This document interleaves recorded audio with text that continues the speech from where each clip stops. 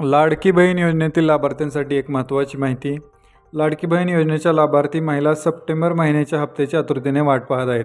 September महिना संपला असून ऑक्टोबर महिना सुरू झाला आहे, तरीही सप्टेंबरचे पैसे अद्याप जमा झालेले नाहीत. त्यामुळे अनेकांच्या मनात प्रश्न निर्माण झालेले आहेत. दरम्यान आता ऑक्टोबर आणि सप्टेंबरचा हप्ता एकत्र येणार का, असाही प्रश्न उपस्थित केला जात आहे.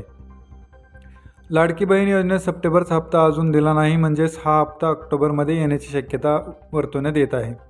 दरम्यान सप्टेंबर आणि ऑक्टोबरचा हप्ता एकत्र येऊ शकतो. ऑक्टोबर महिन्याचा हप्ता दिवाळीत येण्याची शक्यता आहे. त्यामुळे आता सध्या सप्टेंबर हा हप्तासुद्धा आलेला नाही. त्यामुळे दोन्ही महिन्याचे जे 3,000 रुपये आहेत ते एकत्र येऊ शकतात. मात्र याबाबत आत्तापर्यंत कोणतीही अधिकृत माहिती समोर आलेली नाही. पुढील हप्ते मिळवण्यासाठी ई-KYC करणं बंधनकारक करण्यात आलेलं आहे. जर तुम्ही ई-KYC केली नाही तर तुम्हाला सप्टेंबर आणि ऑक्टोबरचा हप्ता मिळू शकतो, पण पुढील महिन्यापासून म्हणजेच नोव्हेंबरपासून जो लाडकी बहीण योजनेचा हप्ता आहे तो तुम्हाला मिळणार नाही. ई-KYC करण्यासाठी 2 महिन्यांची मुदत देण्यात आलेली आहे. तर ऑनलाईन पद्धतीने ही KYC तुम्हाला करावी लागणार आहे आणि सदरची KYC फक्त ladkibaheen.maharashtra.gov.in याच वेबसाईटवरती तुम्हाला करता येणार आहे. तर थोडक्यात बघूयात आपण ही जी KYC आहे ती KYC कशी करायची. तुमच्या मोबाईलवरती किंवा कॉम्प्युटरवरती जायचं आहे. ladkibaheen.maharashtra.gov.in या संकेतस्थळावरती भेट द्यायचं आहे. तिथे गेल्यानंतर तुम्हाला स्क्रीनवरती दिसणाऱ्या KYCच्या ऑप्शनवरती क्लिक केल्यानंतर तुम्हाला लाभार्थी आधार क्रमांक टाकण्यासाठीची स्क्रीन दिसेल.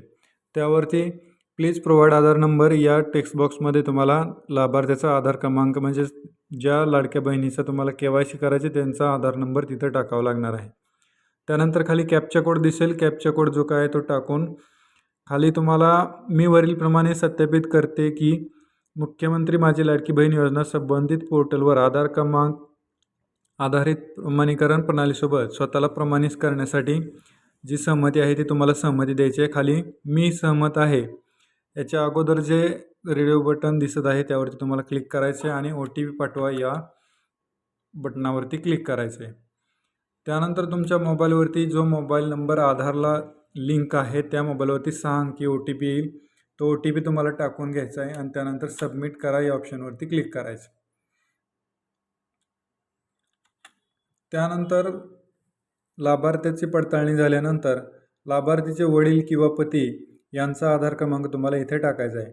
यामध्ये तुम्हाला आधार क्रमांक टाकल्यानंतर सेम कॅप्चा टाकायचा आहे, जो कॅप्चा दिसतोय तो, आणि त्यानंतर खाली एक सहमती आहे आधार प्रमाणीकरणासाठी, मी सहमत आहे यावरती तुम्हाला क्लिक करायचं आहे. त्यानंतर तुम्हाला अजून एक 6 अंकी OTP येईल जो आधारशी लिंक आहे. तो OTP तुम्हाला इथं सेम टाकून घ्यायचा आहे आणि सबमिट करा या ऑप्शनवरती क्लिक करायचं. त्यानंतर तुम्हाला तुमचे वडील किंवा पती जे तुम्ही आधार कार्ड दिलं असेल त्यांचं तुम्हाला इथं नाव दिसेल. त्यानंतर पुढे तुम्हाला जातीचा प्रवर्ग टाकायला लागणार आहे. त्यानंतर खाली माझ्या कुटुंबातील सदस्य नियमित कायम कर्मचारी म्हणून सरकारी विभाग किंवा उपक्रम किंवा मंडळ, भारत सरकार किंवा राज्य सरकारच्या स्थानिक संस्थेमध्ये कार्यरत नाही किंवा सेवानिवृत्तीनंतर निवृत्तीवेतन घेत नाही, हा ऑप्शनवरती होय करायचं आहे.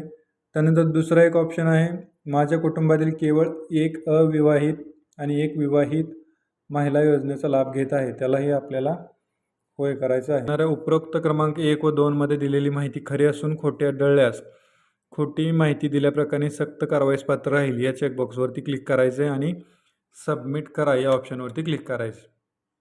यावरती क्लिक केल्यानंतर तुम्हाला स्क्रीनवरती मेसेज येईल की तुमची ई-KYC पडताळणी यशस्वीरित्या पूर्ण झालेली आहे. आता यामध्ये काही असे प्रश्न उद्भवत आहेत की वडील यांचा आधार नंबर नाही आहे किंवा पतीचं आधार कार्ड नाही आहे किंवा पती नाही आहे किंवा वडील नाही आहेत, असं ऑप्शन येतं तिथं. तर काय करावं लागेल, तर सध्या तरी या लोकांसाठी काहीही पर्याय उपलब्ध नाहीत. जशी माहिती येईल तशी आपण त्याविषयी अपडेट देणार आहोत. तर ही जी KYC आहे ती KYC तुम्ही करू शकताय. सर्व्हरवर लोड असल्या कारणानं दिवसा काही वेळा KYC होत नाही, पण पुन्हा प्रयत्न केल्यानंतर KYC पूर्ण होऊन जाईल.